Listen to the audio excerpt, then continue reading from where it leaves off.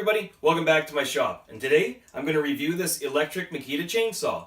I'll start by reviewing its overall layout and features, and then we'll do some test cuts to see how it performs. But please remember, this is not an instructional video and is meant for entertainment purposes only. Your safety is your responsibility. So let's get started. Okay, so here's the saw. As you see, we've got model UC4051A with a 16-inch bar and a 14.5 amp motor. Now they probably avoided a 15 amp motor just to help avoid throwing the breaker too often, because nobody likes having to run inside every time you throw the breaker. As you can see, the body has a really nice sleek design, which is important so that you don't always get the body of the saw caught up in whatever you're working in, like brush or whatever. The motor itself is cooled by a fan cooling system. The exit air is up here, and the intake air is back here, which I really like because most of the dust from cutting is up here and below. And back here you get probably the least amount of dust. The brushes are easily changeable, as you can see, on either side. So to me that kind of shows Makita really is trying to build a saw that lasts. Something else that proves that to me is that the motor actually has I think it's either a thermal shutdown system or it's a overload system, or maybe both, something like that. But if you start the saw already into wood and it's got to try to bog itself to get up, it just won't go, so that you don't overheat it. And also, if you're bogging it down too much, it'll stop, because it's basically meant to safeguard against somebody abusing it and overheating it and burning it out prematurely. So that's kind of nice. The chain brake is really well done as well. As you can see, it's got very positive locking positions so that you know when it's engaged and when you've disengaged it. The other thing about it is that when you do have the chain brake on, the motor will not even start. So that's probably both a safety feature and, again, helps safeguard against the user having the chain brake accidentally on and trying to get the saw to go while that motor's just bogging down and overheating. While we're on this side, you can also see that this is the oil fill cap, and you know, it's an electric saw, so you don't have mixed fuel, but the bar still needs lubrication. So you've got to put bar oil in this saw, just like any chainsaw. The only thing I don't like, though, is that it's right under the chain brake. You know, a lot of other saws, they put it well out of the way of everything, and you can just tip the saw on its side and fill it up. Well, this one's set at an odd angle. The chain brake is in the way of it, and so you always feel like you have to kind of do it with two hands, because if you try to just put the saw on its side, it rolls right over, and it's almost, you know, it's not, you can't fill the tank because the tank is almost higher than the nozzle now. So that's one design flaw I find with this saw. Now you can see on the side here, we've got a trigger safety lock mechanism, and they've designed that nicely too, because basically that's where your thumb rests anyway. So it's not really inconvenient at all. And when you actually hold the saw, the balance of the saw is actually really nice. It's very similar to what a Stihl or a Husky would feel like in your hands. And so maybe that's just coincidence. Maybe they actually designed it that way. But either way, the result is it's pleasant to hold on to. The power cord that comes on the saw is really high quality, as you would expect from Makita. It's got a really nice rubber to it, and it's got this good boot here, which is important because that's a really big wear point for a thing like a chainsaw, where as you're using it, you're constantly flicking it up and down and up and down. So that's well thought of. And it's got this little protector boot on the end for, you know, just to keep all the sawdust and whatever out. The handles themselves are covered in a nice grippy rubber. Like when you grab it, you feel like you have a really positive grip on it. It seems like it's a really strong material, so I would guess that it would last pretty long. The bar itself is a Makita made bar. I don't really have any complaints about it, and it's the style bar that has a little needle oiling area up here. Here, I'll go get my grease gun and we'll throw a shot in it. You see, it would use one of these needle greasers, or I'm not even sure what the heck they're really called. But it just kind of goes up to the bar and you give her a couple blasts and it fills it up with grease. So that'll help prolong the life of the bar, because the nose does take a lot of strain from chain tension and a lot of rotations. The tightening system, okay, this is an area where I'm not super happy, but I'm not super let down. And let's get into that. So The tightening system, I'm used to steel chainsaws, which you have 2 bar nuts, which you loosen, and then you take a chainsaw tool to tighten it using a screw that's either, up on the side of the chain case, or whatever you call it, chain guard, or it's placed up in this area here. And on this system, it actually uses, instead of bar nuts, it's got this hand tightening kind of system, which at first I didn't really like because it really feels like you can't get a good grip on the bar. But again, it's an electric chainsaw. It's not running a 60cc motor, so it doesn't really need to be strapped down as if it's got this big vibrating 2-stroke. So it's not a bad design. It's quick, it's easy, and you don't need your tool on you. So there's some positives to it, right? You're not searching for your tool. So there's that. To actually tighten the chain, actually use this little wheel down here. So I'm going to show you how that works. So let's loosen it off first. So you see, you just spin it. Now the chain's loose. By the way, when you're tightening a chain in a chainsaw, for all you people who don't know a lot about chainsaws, always pull the bar up when you're tightening it. Otherwise, you might get finished tightening and say, oh yeah, look, it's nice and tight. And then you go and cut and that bar slides up and now it's not so tight. So always pull up on the bar when you're tightening the chainsaw.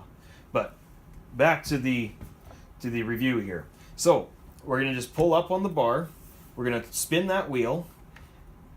And at first I was kind of like, ugh, it doesn't feel as positive. It feels like it's all flimsy plastic, which it might be. But in the end, you're not putting a lot of exertion on it to get the right tension you want.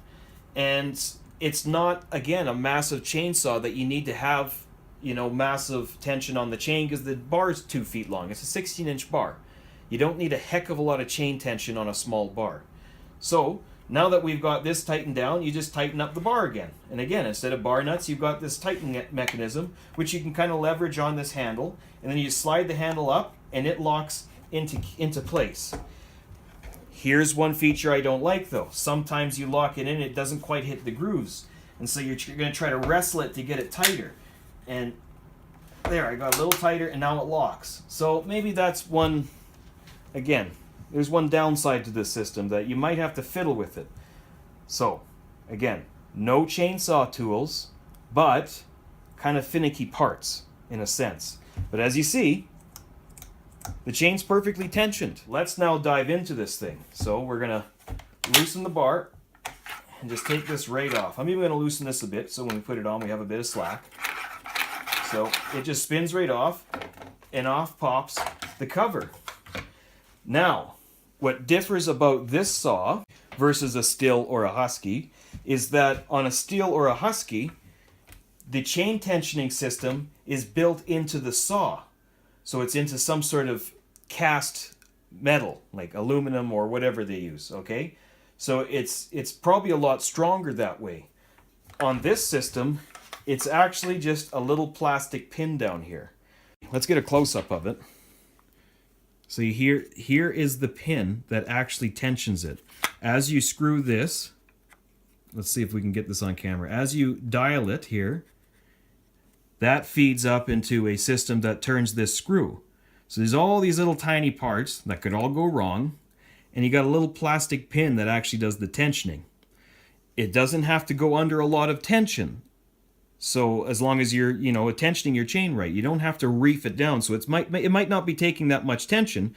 And then once you clamp it onto the bar, that's what's holding it in place, not just that pin, but still a plastic pin. It just doesn't feel as good. I just don't trust that as much. On maybe the plus side, though, if the mechanism was in the body of the saw and something goes wrong, now you've actually got to service the body. Whereas, say, if you use this a long time and you abuse it or you drop it or you break it, you would only have to order this one part from Makita. I'm sure they have the part available. Maybe you'd even only have to switch out the small part that's in here. Who knows? So, on the one side, you won't have to send in the body of the saw, but on the downside, it's bound to be a much weaker system than what you see on Stihls and Huskies.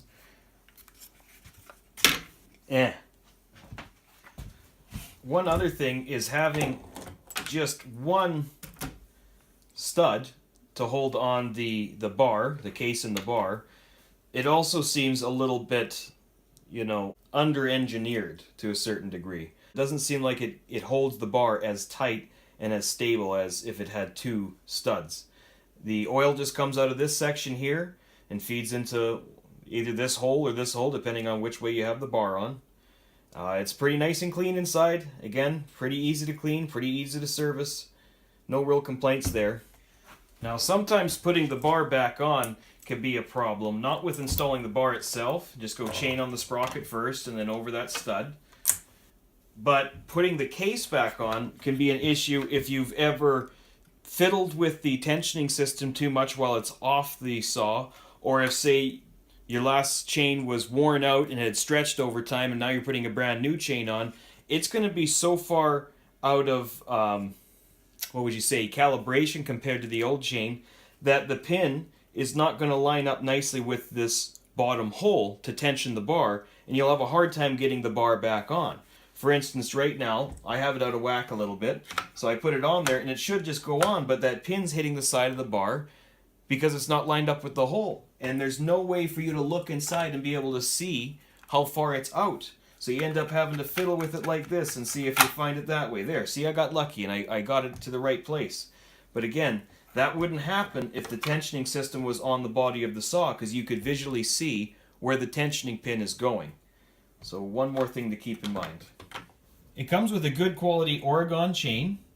I believe it's a semi-chisel tooth chain because it doesn't have a perfect 90 on the cutter tooth. It takes a 5/32 inch file, and this is one of those safety chains or anti-kickback chains. I'll show you a different angle to show you what I mean. Now, if you look at this raker or depth gauge, which sets the depth of the cut, if you file these down, that tooth's just going to grab the wood and stop the chain. This keeps it from grabbing too much wood at once. But as it's rolling down the bar, it's acting as a normal raker tooth.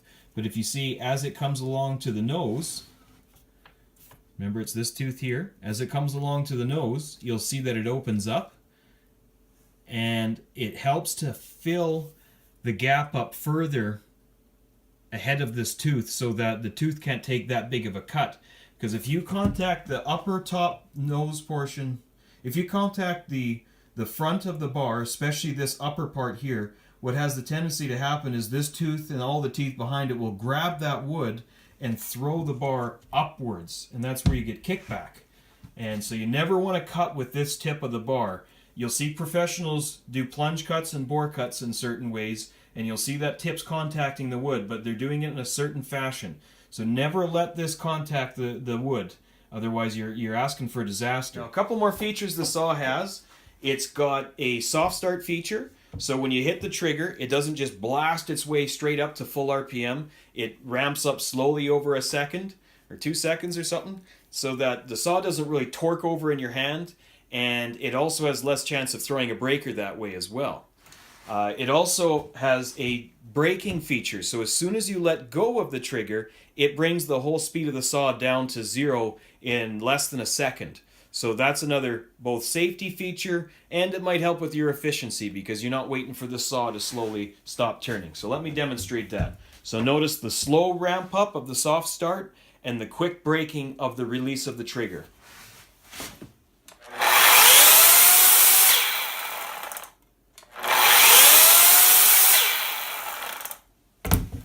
Nice design. Now there's one more unfortunate criticism I have of this saw, and that it leaks bar oil over time.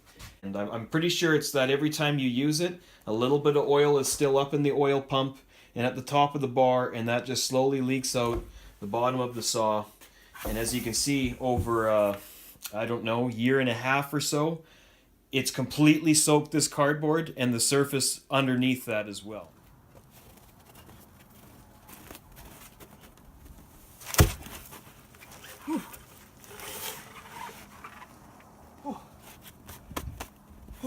Carrying it wasn't really the hard part. It was getting it to the shoulder and getting it through the obstacle course. Let's set this up and cut something. So here we got a chunk of birch. It's a pretty good size and it's really frozen, so it should be a good test for the saw. And the first couple cuts I'm going to do are going to be in some pretty twisted and knotty areas, so it'll really push the saw. Let's see how she does. Wear your safety protection when using your chainsaw.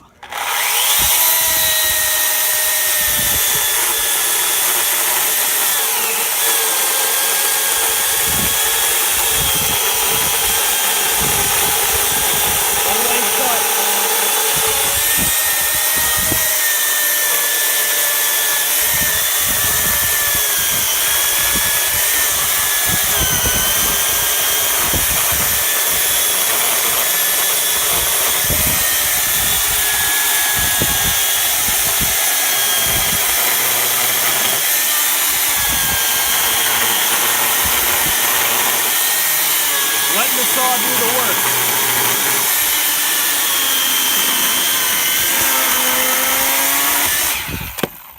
Not too shabby.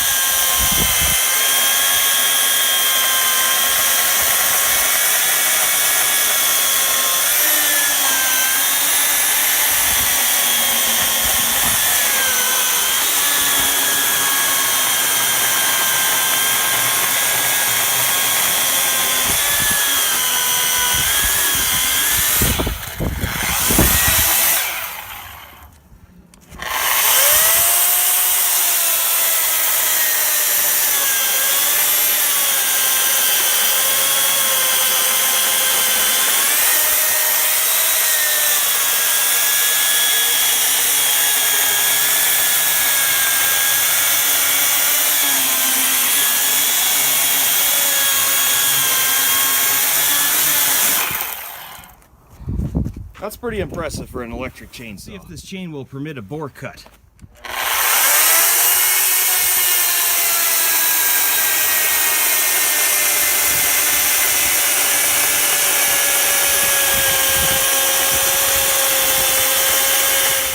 Now what matters quite a bit to us wood turners is how well the saw can rip with the grain and deal with those big spaghetti-like noodles that come shooting out the back here. So let's try that out and see how it does.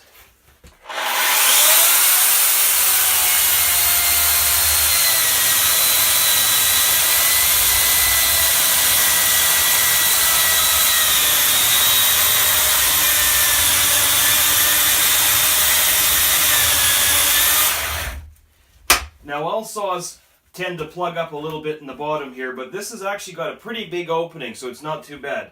Notice I put the chain brake on before I touch that part of the saw.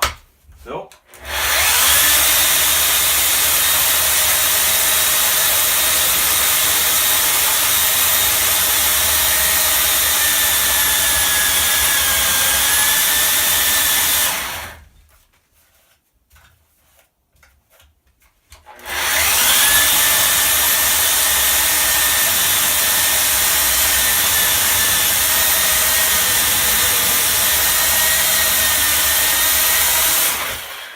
There we go.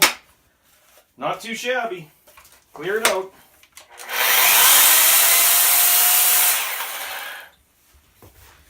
That is a pretty darn good electric saw.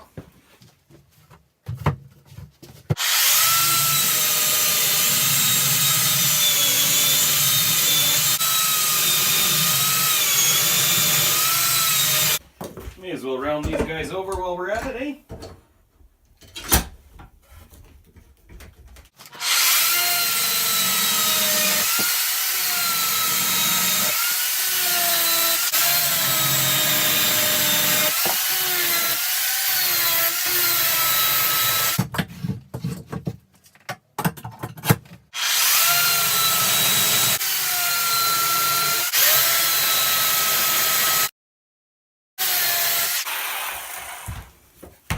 There. Got ourselves a nice little birch bowl blank. Thanks for tuning into this week's video. If you liked the video, please click the like button and share it with whoever might need it. If you have any questions or suggestions for me, please fire those off in the comment section down below. And if you haven't subscribed yet, please do. I'll have a new video out every Friday. So thank you very much, have yourself a great day, and God bless.